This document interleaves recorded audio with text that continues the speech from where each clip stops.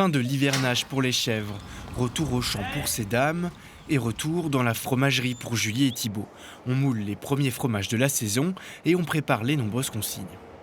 Voici tous les pots à laver, toutes les consignes. Dans cette ferme, la distribution des fromages se fait en vrac. Le jeune couple essaye de limiter le plus possible les emballages jetables, que ce soit sur le marché avec les clients réguliers ou bien dans les épiceries, fromageries ou restaurants locaux. On fonctionne avec des tupperwares ou des caisses de transport et donc on amène les fromages directement là-bas. Ils mettent ça dans le frigidaire ou alors ils s'en servent tout de suite et ils ont de la manipulation à faire en moins de déchets à jeter et à gérer derrière. Donc pour eux, au final, c'est tout bénef. Et vu que je leur propose moi-même d'amener les tupperwares, en fait, ils n'ont même pas cette contrainte-là. Et au final, ils jouent le jeu facilement. Julie livre directement 3 restaurants du coin. Parmi eux, Code Zéro. Voilà, du coup, j'ai le fromage blanc. Merci. Et les fromages. Super, merci. Un établissement qui a érigé comme règle le zéro déchet. Je t'ai lavé ta boîte, je t'ai remise dans la caisse. Objectif, pas d'emballage et pas de gâchis alimentaire. Les gérantes commandent juste ce qu'il leur faut de produits frais, le tout en vrac, bien sûr.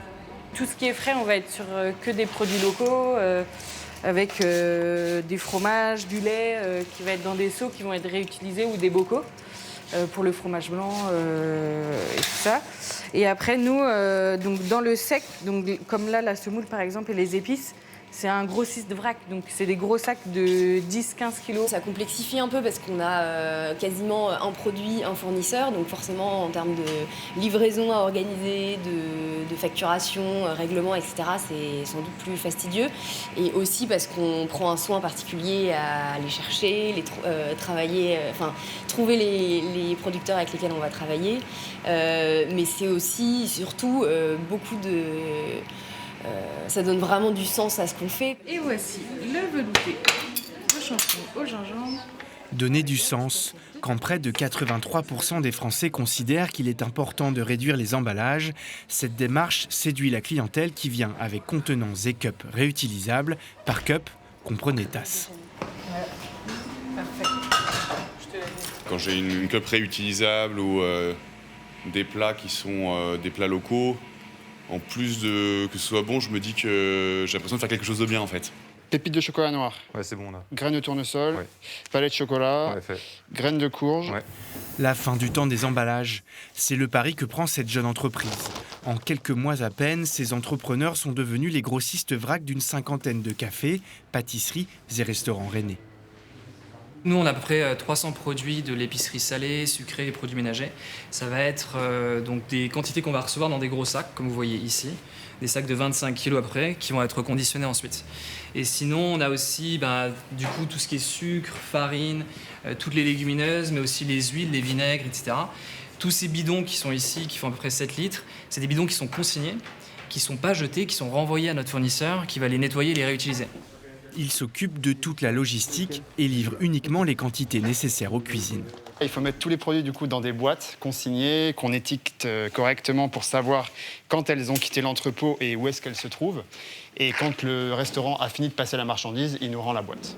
On pense qu'il y a vraiment un gros besoin de changer la façon de consommer au vu de l'urgence climatique. Et on voit que si le service en lui-même est simple et intuitif, à ce moment-là, ça remplace facilement d'autres services qui, justement, proposent des produits en toute petite quantité dans des sachets plastiques, etc. Les commandes sont faites en vélo cargo et les restaurants rennais qui peuvent souffrir d'un manque de place pour stocker leurs marchandises s'y retrouvent. Tout comme leurs clients, le sans-emballage, ses vendeurs, surtout en Bretagne. La région est en tête des acheteurs vrac en France, mais après plusieurs années de croissance à 2 chiffres, le marché traverse une phase de stagnation. Depuis mai 2021, les épiceries vrac connaissent une baisse de fréquentation de près de 30%. Le comportement du consommateur a changé à la fois pendant la crise du Covid, mais aussi en sortie de crise, surtout depuis juin 2021. On a remarqué une baisse de fréquentation notable dans les épiceries vrac. Les gens ont moins de temps, ont eu du mal à se réorganiser entre le télétravail et le retour au bureau. Ça leur demande de s'organiser, de gérer leur temps, ce qu'ils ont plus de mal à faire. Et ils ont aussi fait beaucoup appel aux agrégateurs, c'est-à-dire aux livraisons à domicile, comme Uber, Deliveroo, etc. C'est un peu rentré dans leurs habitudes de consommation. 40% 50% des épiceries du réseau VRAC craignent de mettre la clé sous la porte. Une situation préoccupante dénoncée également par les boutiques du réseau Scarabée Biocoop à Rennes. Pourtant, pionnières chez les épiceries bio en France. Elles interpellent leurs adhérents dans un mail. Il nous semble important de lancer un appel à votre mobilisation, à votre fidélité pour nous aider, équipes producteurs et productrices locales également impactées, à passer ce cap. Tout n'est pas noir à l'horizon pour autant.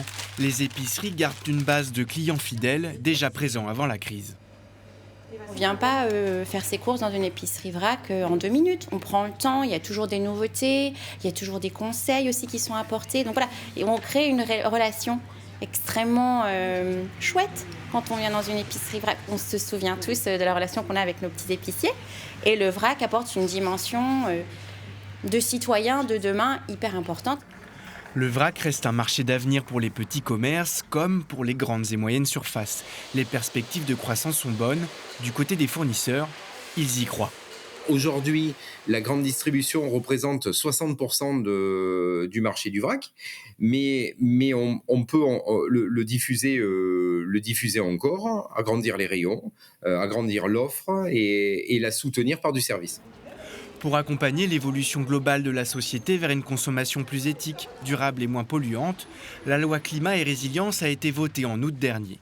Cette dernière obligera chaque magasin à prévoir 20% de vrac dans les commerces de plus de 400 mètres carrés d'ici 2030, soit une multiplication par 4 de l'offre actuelle en 10 ans.